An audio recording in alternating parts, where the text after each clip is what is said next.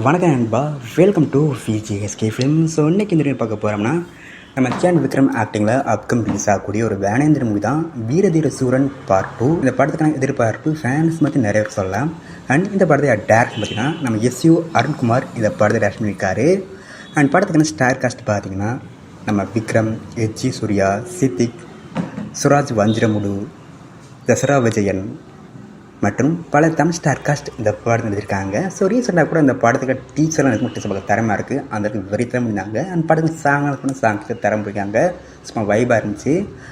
இந்த படத்தை இப்போ மார்ச் மந்த்து 27 தேட்டருக்கு ப்ளான் பண்ணியிருக்காங்க.